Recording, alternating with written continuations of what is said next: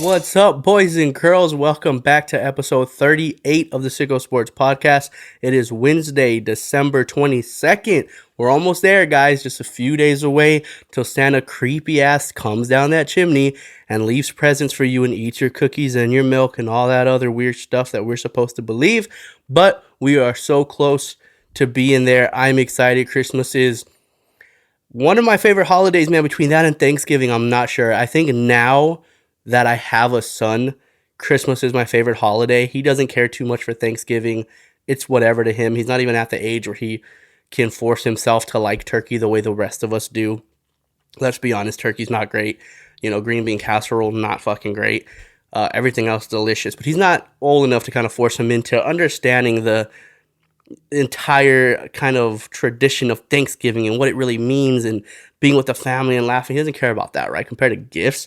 You want him to care more about Thanksgiving than opening presents on Christmas? Yeah, he's out on Thanksgiving. So because of that, Christmas has crept into my favorite holiday where it used to be Thanksgiving before I had my son.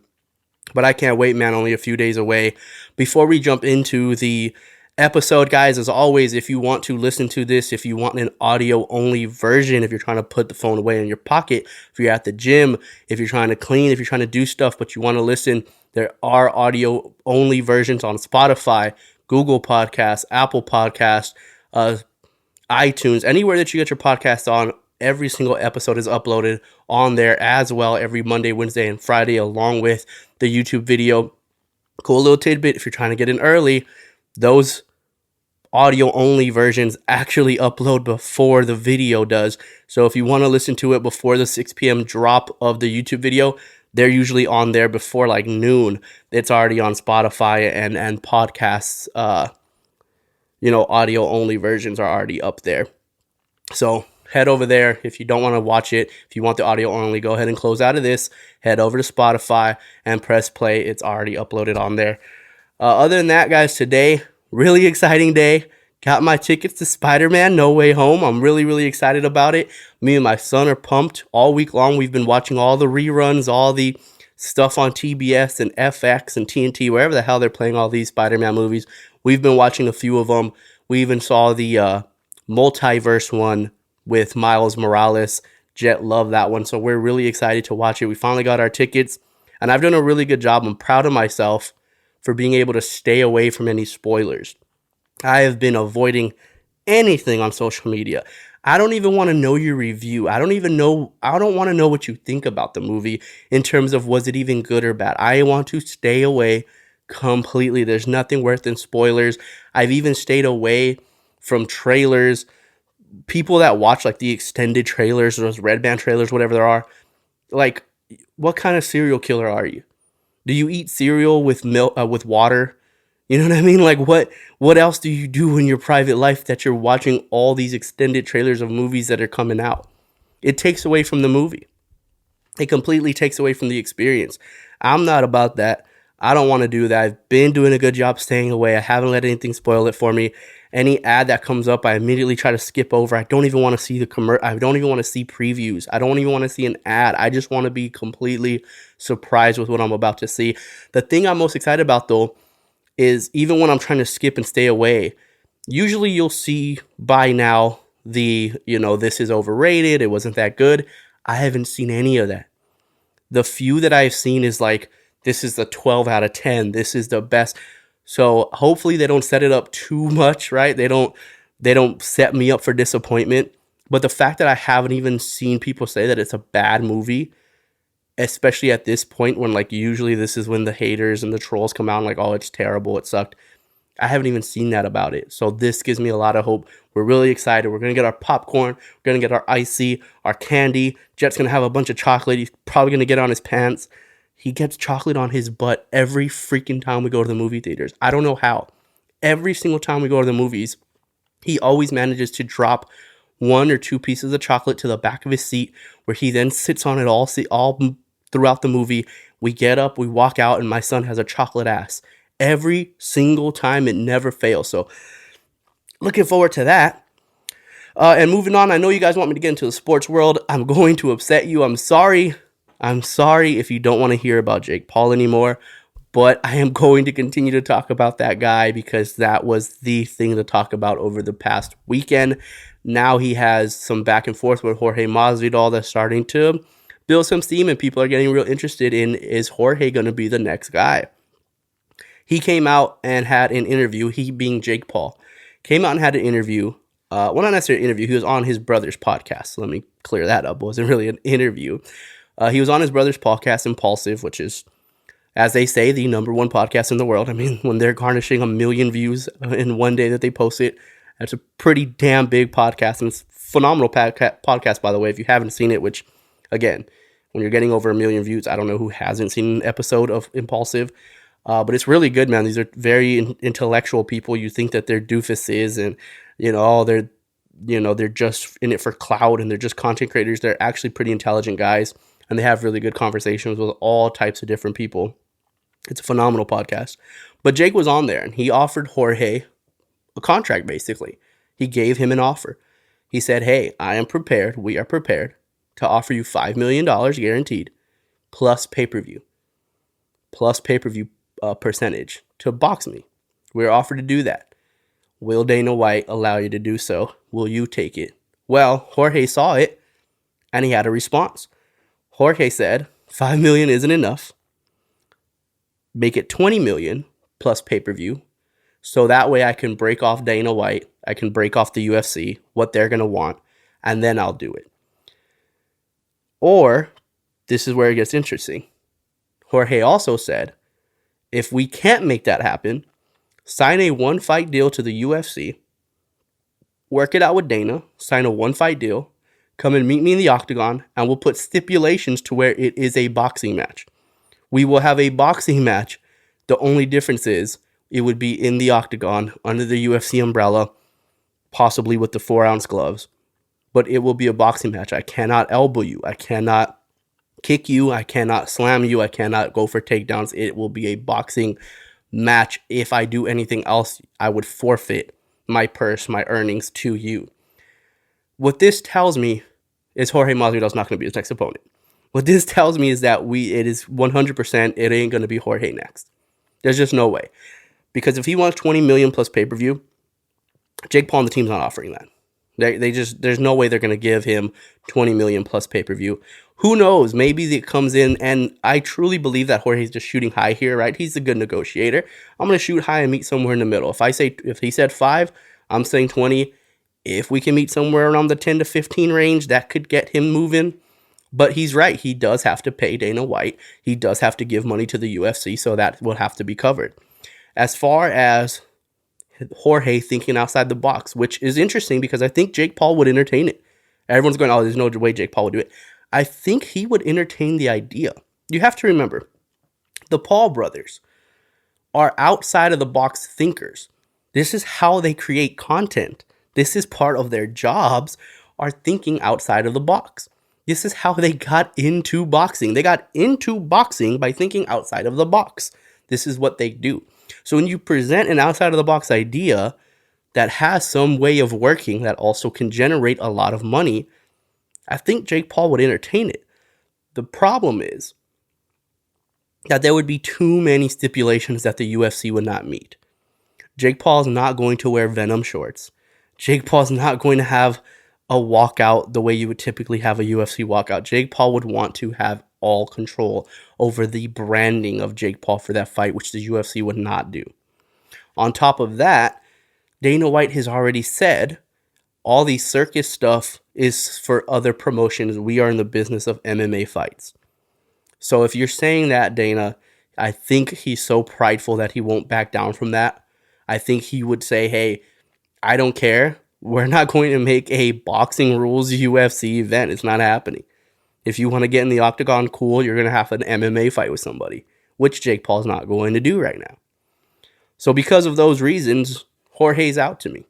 There's zero chance Jorge gets the fight. All roads, all signs lead to Anderson Silva. And if I'm Anderson Silva, I don't know if he has a manager, an agent. I'm assuming that he does, right? It's Anderson Silva. I'm assuming that he has somebody. I would immediately be reaching out to Jake Paul's team saying, hey, we are very interested. How do we set this up? You don't want to fight till June, July? Cool. That's fine for us. How do we set up a fight for June or July with Anderson Silva and Jake Paul? I send those out wherever you have to send it out to, whoever Jake Paul's manager is or his agent is, whoever's setting up these fights, the promoter, to Jake Paul himself, whatever email you got to send, whatever DM you have to send, you send it. And if you don't get a response, then you go to social media. You don't go to social media immediately. You send it, then you go to social media and you do it the right way. You don't go to social media and say, he's ducking me, he's scared, he hasn't responded. You go and say, hey, we're trying to reach out to Jake Paul. We don't know who to get in touch with. Can you guys, the social media world, help us get this fight made because we want it to get done? I would be immediately doing that if I have Anderson Silva. It makes all the sense in the world for that to be Jake's next fight. Because again, Jake's next opponent has to hit certain boxes. They have to be a notable name. That's a given. He ain't fighting some nobody. Has to be a notable name that could hold their own weight and produce pay-per-view buys by their name alone. Number two, it has to be somebody who Jake Paul and his team feel that they can beat, that they can outbox, but the public feels is going to kill Jake Paul. That is the perfect scenario. Somebody that can pull their own weight in pay-per-view buys. At the same time, Jake Paul and his team are confident in their abilities to win, while the public is confident that Jake Paul will get smashed. That generates the most amount of pay-per-view buys. That generates the millions and millions of dollars that Jake Paul and these guys are wanting and are doing. That's why the Tyron Woodley first fight was a better seller than the second. We already saw that. The second fight, Jake's even a bigger favorite. It wasn't too great. But because of that viral knockout, this one has a chance to really, really, really hit in pay-per-view buys. Moving on from the boxing world, heading over to the NFL. For some of you, I know you're like, thank God. Le'Veon Bell is signing with Tampa Bay. Obviously, Leonard Fournette gets hurt. He might be out for a little while, so Le'Veon Bell is actually stepping in. He gets another opportunity to finish off the season with Tampa Bay. Le'Veon, well, I said I'm done with Jake Paul. Le'Veon Bell, if you remember on Monday, I showed you tweets from Le'Veon Bell wanting to box Jake Paul, and I was wondering what the hell Le'Veon did with his money. Why in the world are you trying to box somebody? Jake Paul trying to set up a boxing match between Le'Veon Bell and Tyron Woodley. I don't know if that fight was close to being made. I don't know if they actually had some conversations. I'm assuming that there was no real conversations there. Le'Veon Bell just trying to throw his name in the ring. But it's good to see him get signed with a team. If this saves him from having to box Tyron Woodley, thank God. Tyron Woodley's killing Le'Veon Bell. I'm sorry, I don't know Le'Veon Bell's background, but I can almost guarantee that he has not been putting in the work that Jake Paul has over the last 3-4 years. If Le'Veon Bell trains and boxes in his spare time, cool. So does Darren Williams. So does Frank Gore. We see what they looked like after one round. It's clear, guys. It is freaking clear. Jake Paul is putting in the freaking effort. No matter what you want to say about him, you have to give him that credit. This isn't something you can just come do and go 8 rounds, 10 rounds, whatever it is with ease. You have to put the effort in. So thank God hopefully Tampa Bay saved Le'Veon Bell from possibly getting into a boxing match with someone like Tyron Woodley who has no business boxing. We don't need to see Le'Veon Bell get flatlined as well. Get him into the NFL. Hopefully this is the last chance for Le'Veon. Hopefully he can do what Leonard Fournette did. When Leonard Fournette came into Tampa Bay, Ronald Jones was their number one. Ronald Jones was their main primary back. Leonard Fournette was just better. He just proved to be better. He proved that he can still be a workhorse. And up to this point in this season, especially, Leonard Fournette has been very underrated. People have not been talking about Leonard Fournette enough this year of how good he's really been for the Tampa Bay. So it's a big loss for Tampa Bay, but an opportunity for Le'Veon to come in and get some carries, get some legit touches to the fact where, best case scenario, he does so well over the next 3 weeks that he actually ends up getting playoff carries and prolongs his career and somebody somewhere out there picks him up for next season. Or he can just be a spot to fill on the bench. They don't really trust in him.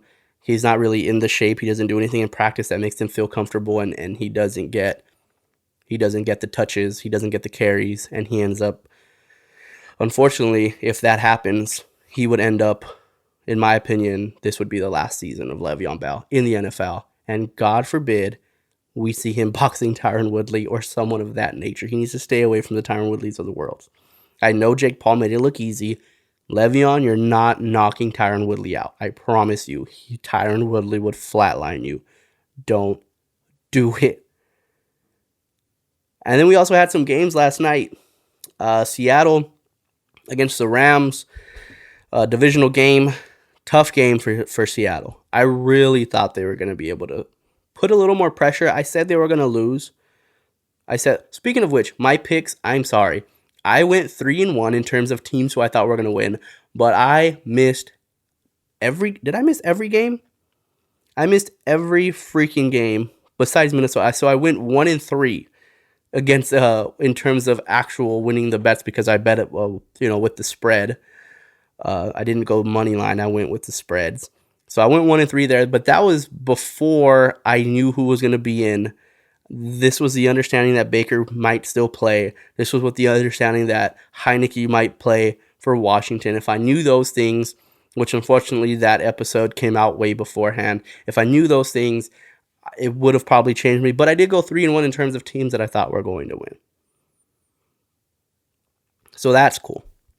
But for the Seahawks, man, I really thought they would put some more pressure on the Rams in terms of their offense. I thought the Rams were going to win. I'm not surprised that the Rams won by 10. I think the Rams are just a much better team than Seattle at this point, especially at this point of the season. With the last couple wins that the Rams have gotten, I think they're starting to get on track. They're starting to get back, Von Miller, Odell. It's not so much commotion now. It's just play, right? It's just about performance now. It's not hype. It's nothing. It's just, okay, we're here. We've been here for, about a month now. Let's just go out there and perform. Let's go out there and do what we do. Do our freaking job. And that's, where the Rams are. And I really like the Rams moving forward. But for Seattle, I just thought something more than 10, especially the last week with Russ. I felt like Russell Wilson was starting to look a little bit, glimpses of his normal self. Post-injury, he was terrible. But his last couple games, I'm like, okay, here's the Russell Wilson that I kind of know. And he was terrible. I mean, I don't know what's wrong with him. I'm going to assume that it's still the injury. I'm going to assume that 17 of 31 for 156, 0 touchdowns, 1 interception. Can't have it. You can't throw the ball 31 times and have 156 yards. You can't throw the ball 31 times and not get into the end zone. And for Russell, it leaves you the questions of what's next for him.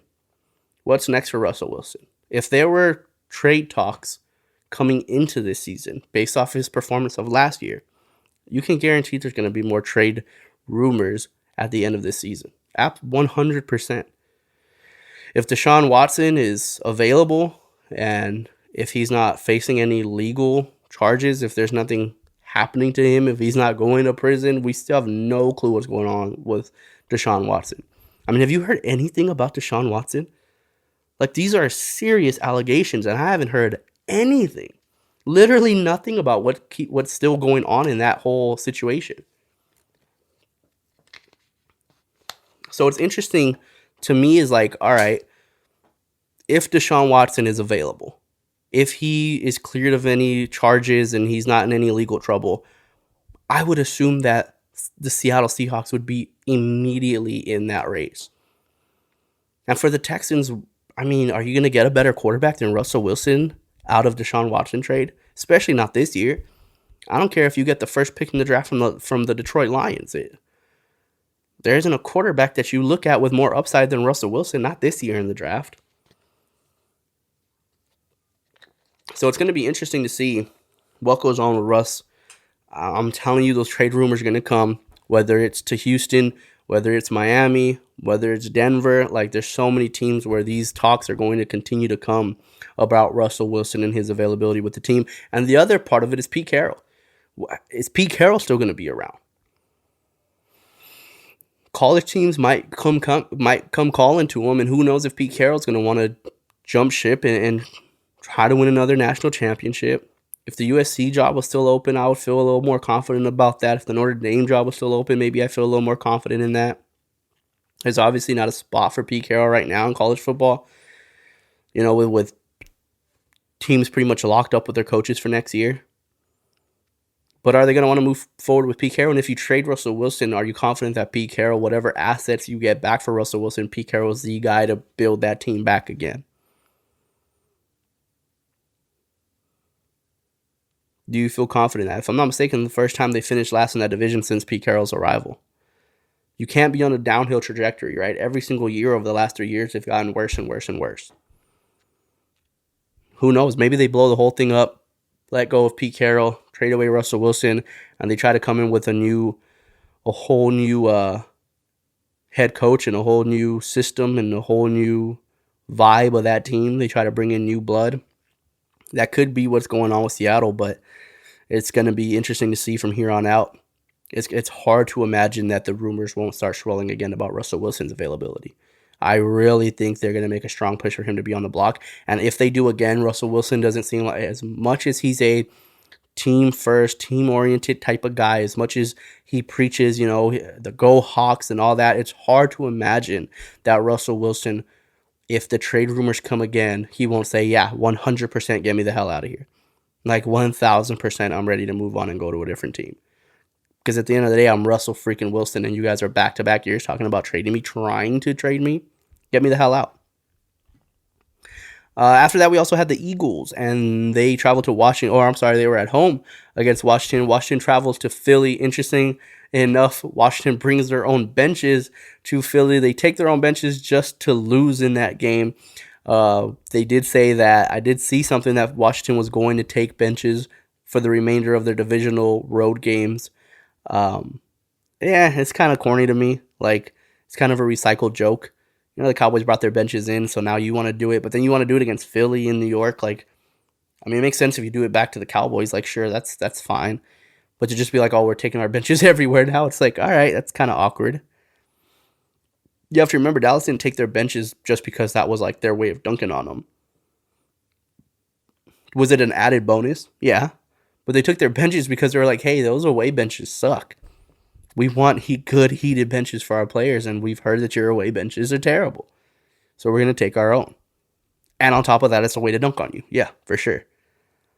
So now Washington takes their benches over to Philly.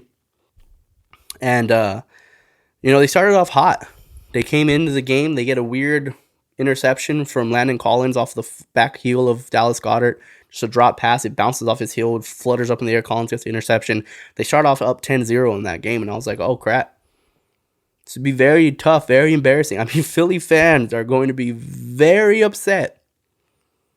They are not going to be happy if Washington goes in there with Garrett Gilbert and company and ends up beating Philly in Philly while the Eagles are still in contention for the playoffs. Like, those fans are going to be pissed. There's going to be some cars flipped over. And Garrett Gilbert does as much as you can expect in that game. I don't think anyone expected Garrett Gilbert to go in and light it up and have this 300-yard, 3-touchdown game. I don't think anybody expects that to happen. But what you were hoping for, if you're a Washington fan, is hopefully Garrett Gilbert doesn't come in and become the reason why we lose this game. And to his credit, he wasn't that. He was not the reason that they lost that game. Did he do great? No. Did he do poor? For someone that showed up on a Friday and has to play on a Tuesday, I think he did pretty decent. And Jalen Hurts goes 20 of 26, 296, 1 touchdown, 1 pick, 2 rushing touchdowns, 3 touchdowns in total. And this is what they want Jalen to do. If Jalen's throwing the ball under 30 times a game, you're in good shape. They ran the ball 41 times for 238 yards in this game. That is Philly at their best. It's not what Nick Sirianni expected. He wanted to come in and bring Jalen Hurts to new heights. He wants to be a quarterback guy. He wants to set up great passing schemes and throw the ball over the field. He wants to do this from the Frank Reich tree. He's very much like his mentor in Frank Reich with the Colts, where it's like, if you just stick to the game plan, you can be explosive. You can be a tough team to beat. And when Philly is running the ball early, if they're running the ball with some success early in the game, they become a very difficult team to beat. They become a real problem. The issue is, can Nick Sirianni stick with it? What if they're not running the ball great early in the game? What if we're midway through the third? What if we're in the fourth quarter and they're trailing? even if it's just by one possession? Will he stick to the run? Or will he abandon it and say, hey, Jalen, do what you can do, man. Let's try to light this scoreboard up. Let's throw the ball left and right. That's the whole issue with Sirianni, is will he stick to that run game? Because we see it. 41 carries, 238. God, that can be a legit running team, especially when you add in Jalen Hurts with the RPOs and the read options. Jalen Hurts makes that team very tough to stop in the run game. But I feel like they're still just looking for a quarterback to throw the ball over the field.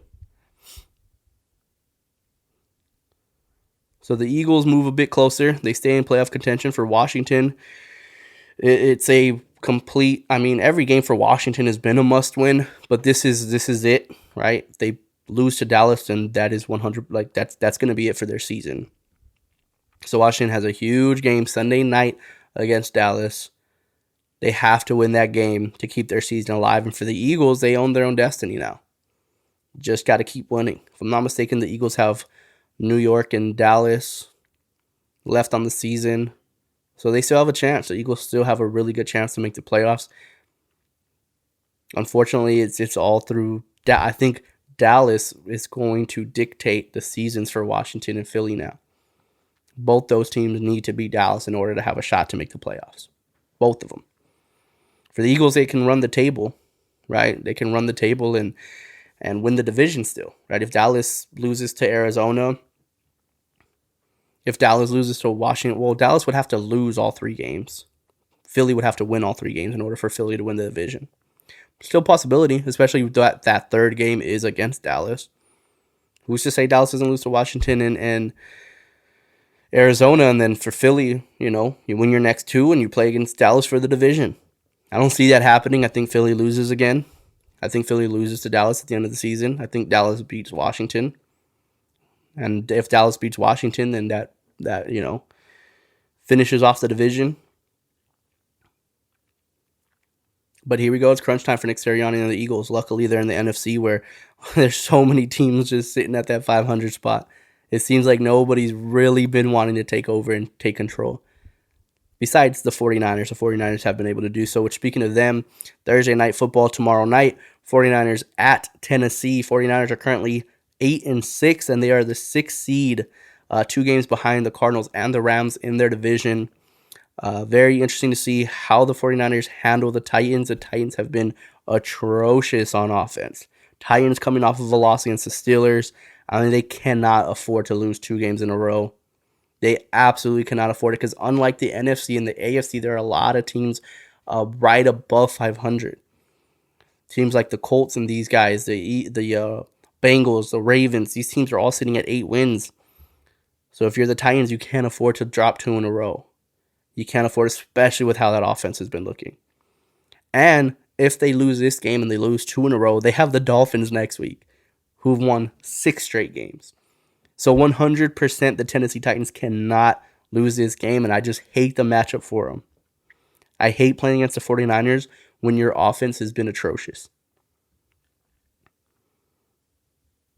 But if you can somehow win the game, if Tennessee can somehow win at home, I mean, they had a lead against Pittsburgh last week on the road. If you can be at home, play against the Niners, who have been streaking lately, who have definitely been playing their best football on the second half of the season, if you can take that team and you can beat them at home and your offense can find a way, to look better than you have the last few weeks, give that fan base some sort of confidence moving into the playoffs. This is a big, if they win this game, I'm confident the Tennessee Titans will make the playoffs if they win this game against the Niners, and it'll give you guys some confidence because you beat a good team. San Francisco is a good team. I just hate the matchup for them. I really, really like San Francisco in that game. Not 100% sure what the spread is, but I really do like them. I would take the Niners. If I had to put a spread, I would probably put a 2-point spread on the Niners. The Titans are still a good team, man. Even with all the injuries, all the ups and downs, I give a lot of credit to Vrabes, to Coach Vrabel out there for doing his job. A guy who, unlike Sirianni and Frank Wright, man, he will stick with that run game no matter what. He will stick with it. He does not care. And he's done a good enough job, man. They always show up ready to go. They always show up ready to fight, ready to play. But I like the Niners. If I had to give a score on it, man, 24-22, 24-21, somewhere around that line for the Niners. Like I said, it should be probably a 2-point spread. I don't know what the spread is, but if I was putting a spread on it, it would be a 2-point spread in my opinion. But Niners over the Titans is what I have. Big time game for both of them. The Titans are still only 2 games behind from the Cardinals and the Rams, and you don't know what's going to happen, right? The Cardinals could still lose another game to the Cowboys. The Cardinals have lost 2 games in a row now. The Cardinals need to get right game, man. They need to bounce back quickly because the Rams and even the Niners are still coming for them. They're both still in play to win the division. This is a terrible time for the Cardinals to start on that downhill trajectory I talked about. This is a terrible time for them to do that.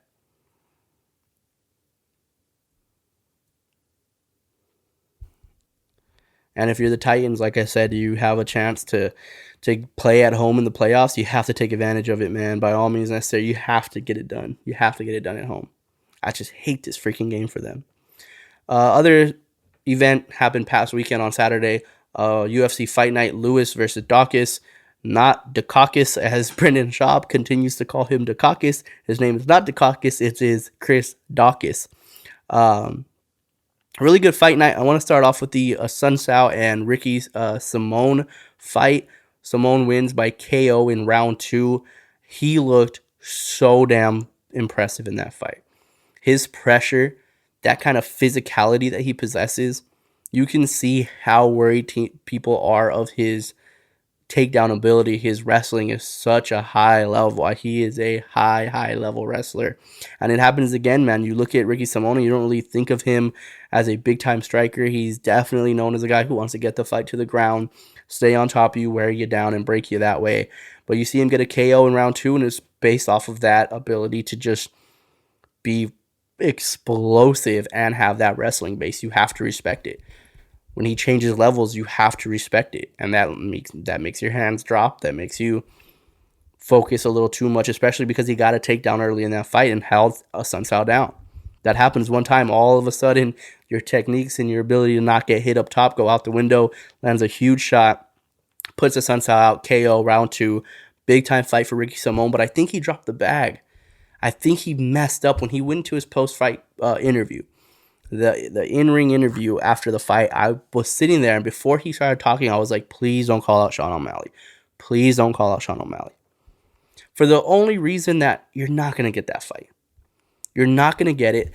You're moving up in the ranks. You just beat a Sun Tzu. You have opportunities to beat people. You have Merab Dvalishvili, however the hell you say his name.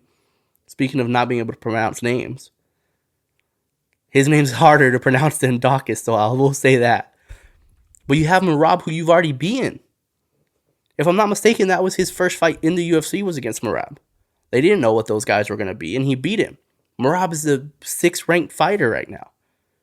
Immediately get that fight again. I beat him once, I'll beat him again, and that puts me into the top 5. That's the fight to make. You have other guys sitting there that are great fights to make, but he calls out Sean O'Malley. The guy who's ranked 13th, which is fine. I get why you want to call out O'Malley, right? He is ranked now. He does have a very, very big name and a huge fan base, and you want to take eyes away from him and onto yourself. I see that. And you feel like it's a great matchup. The knock on Sean is he cannot defend a takedown. If he fights a wrestler, he will lose. Here's not only a wrestler, one of the best ones. So I get why you want to fight him. But you know that fight's not going to make made. It doesn't matter what Sean O'Malley said. Sean O'Malley doesn't even have to entertain it. He doesn't even have to talk about you. The UFC and Dana White are not going to present Sean O'Malley with that fight.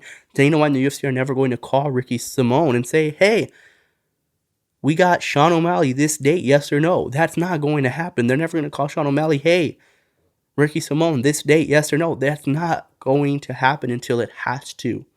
They're going to bring O'Malley up with entertaining fights. Whether he loses or not is not in their control. They're going to continue to give him tougher fights, but it's going to be the Rob Fonts of the world. It's going to be the Corey Sandhagens of the world. Those are his tough fights that he's going to get because it's still an entertaining fact. If Sean O'Malley loses, we want to see him lose at his own game. We want to see that striking battle.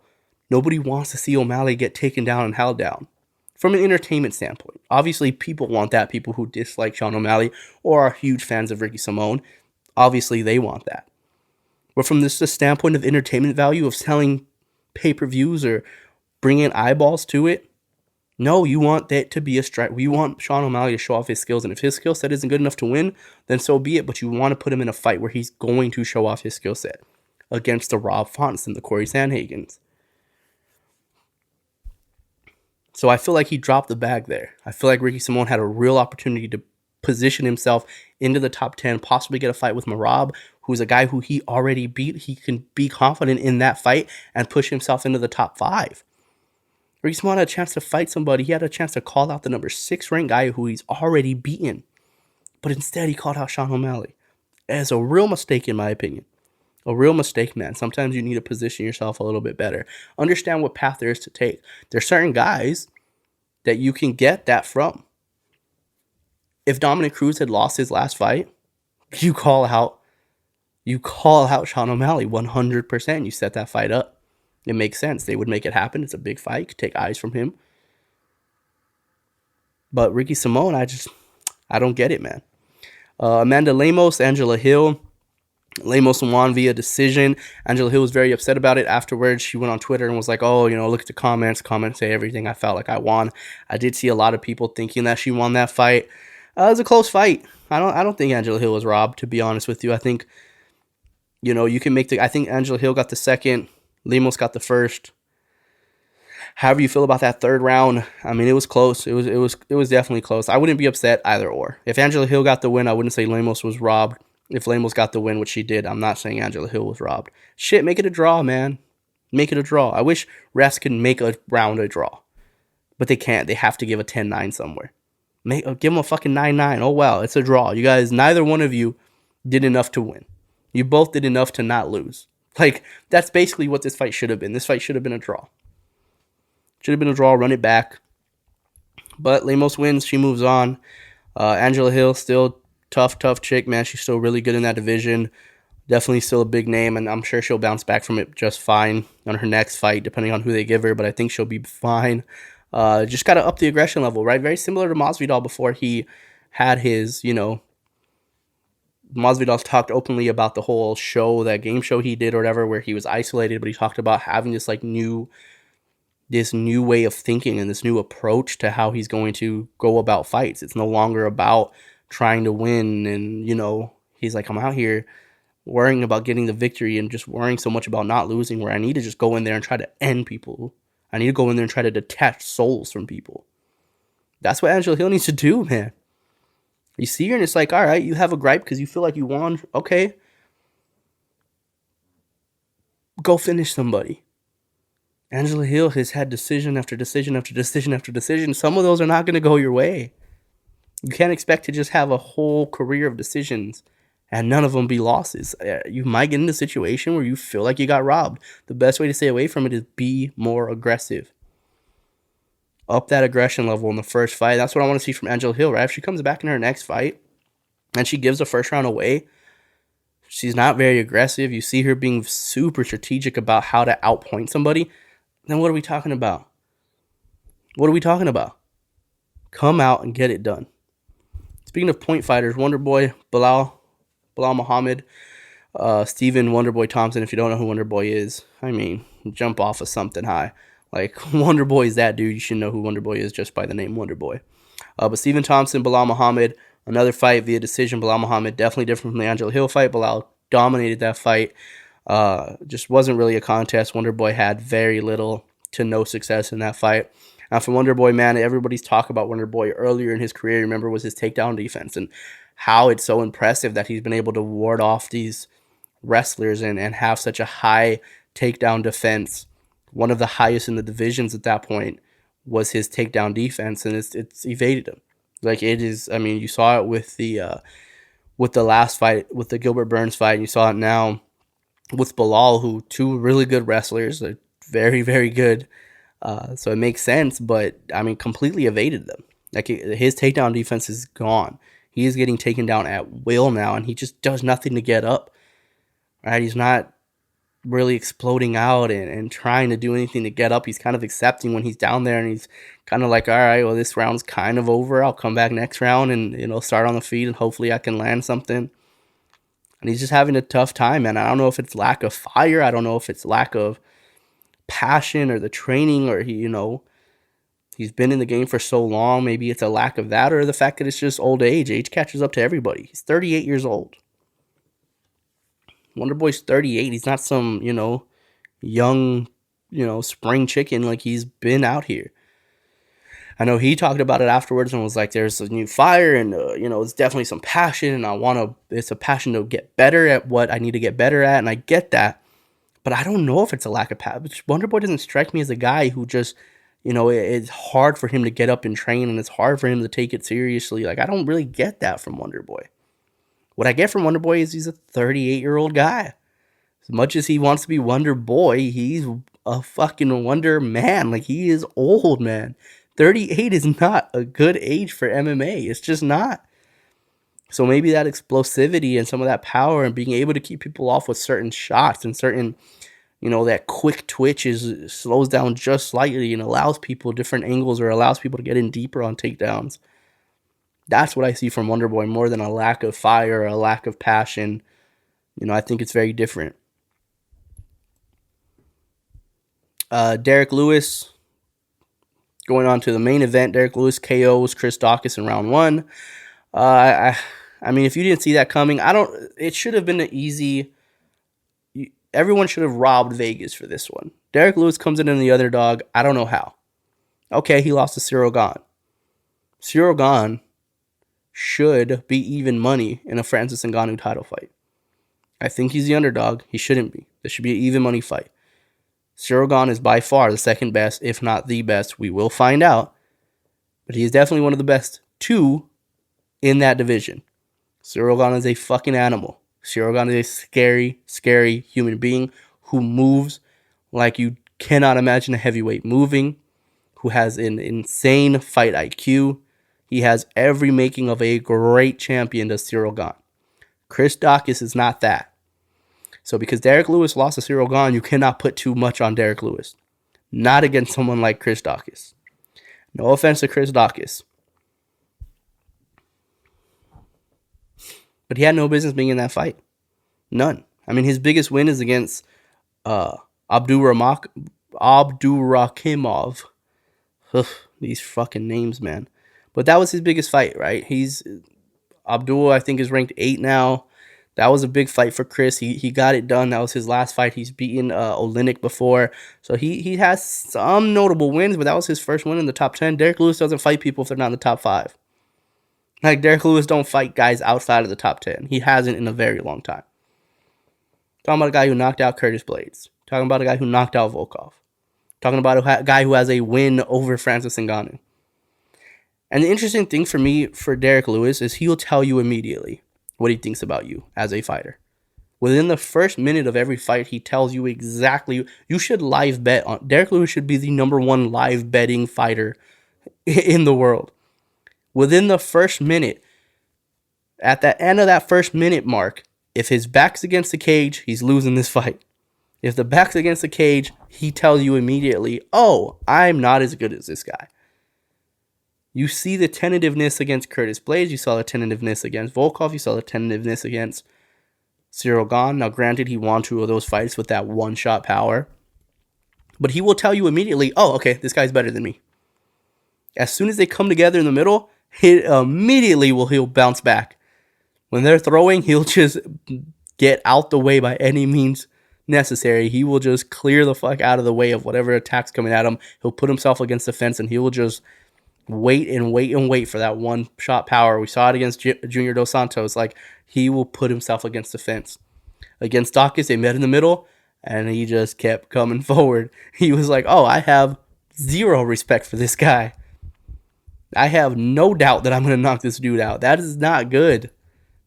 Derrick Lewis will tell you immediately whether he thinks somebody's better than him or not. And he told Chris Daukaus in the first minute, you are not on my level. You should not be here. You should not be fighting me right now. They fed him to the wolves, and that wasn't fair. It's tough on former police officer Chris Daukaus. And for that, Chris Daukaus turns in his badge to fight Derrick Lewis to become a full-time UFC fighter. You know, he was training and doing stuff when he could, but he was also a police officer, and Derrick Lewis knocks him out. And then Derrick Lewis, of course, being Derrick Lewis, man, wins the fight, digs in, takes his freaking cup out, his nasty cup that has been holding his sweaty balls for this fight, and throws it into the crowd. He says things like, I can't get Rodney Kinged in there. I can't get Rodney King by no cop in there. Like, Derrick Lewis is such an entertaining person that you always want to see him. Even if they need to stop giving Derrick Lewis title fights. Derrick Lewis even said himself, I don't want to do no 5-rounders anymore. If they give me a title fight, make it 3 rounds. I don't want to do 5-rounders. Derrick Lewis is a guy that should not get a title. He's not good enough to be the champion, but he's a great gatekeeper, and he's so freaking fun and entertaining. And there's nothing wrong with that if you keep getting paid. If I'm Derrick Lewis, shit, leave me right here where I'm at. Where am I? Where is he? 3, 4, 5? Leave me right here. He's not fighting Stipe, right? He's not fighting Gone. He's not fighting Francis. They're fighting for the title. He's not fighting John Jones. So what are the possible? Like, what's next? Those fights are not possible. So what is next for Derrick Lewis? Maybe Curtis Blades in a rematch, but that'd be more for Curtis Blades to get that fight back. That wouldn't, why would that be interesting for Derrick Lewis? He's like, I already beat him, and I beat him when he was beating me. Why would I want to go fight him again? Unless he's just hard pressed on trying to get back to that title fight. Maybe you fight Curtis Blades again. But I don't think he is, and I don't think he should be. Maybe there's a Volkov rematch that's interesting. But again, that would be more of a fight for Volkov because Derrick Lewis is higher than Volkov in the rankings, and Derrick Lewis beat Volkov. So again, that fight makes more sense for Volkov than it would for Lewis. Rosenstrike, Tom Aspinall, Tai Tuivasa, those make sense. Those definitely make sense. Aspinall and Tai are both coming off of wins. Rosenstruck's coming off of a loss to Curtis Blades. But those make sense, right? Rosenstruck's the guy that's going to stand and bang. It's not going to be no 5-round fight. You don't have to worry about that. You can still make it a 3-rounder. You beat a guy that he lost to. You don't got to worry about takedowns or him taking you to the deep ocean. It's a recognizable name. I think that's a good fight. And then Aspinall and Tai are 2 younger guys that are coming in. 2 guys that are kind of at the bottom of that top 15, but they're starting to rise up. And again, maybe you play gatekeeper to those new guys that want to try to crack their way into the top 10 in Aspinall and Tai. What a freaking fun fight with him and Tai Tuivasa. I don't like his matchup with Aspinall. I really don't. I think Aspinall is a little too skilled for him, a little too fast for him. Tai would be a fun fight. Imagine having a press conference with Tai Tuivasa and Derrick Lewis. They would get along, in my opinion. They would get along. They would be so cool with each other. I want to see Tai do a shoey with him. Let's make that fucking fight happen. Tai Tuivasa, Derrick Lewis. I don't care. Again, does that fight move Derrick Lewis closer to a title shot? No. I don't think he should. Let him just make fun fights, gatekeeper fights. That's what Derrick Lewis should be doing right now. Fun gatekeeper fights where he's going to continue to get paid. Fights where he's not going to be, a large underdog. Derrick Lewis, Tai Tuivasa, that's the fight I would make. That would be so freaking fun for both guys.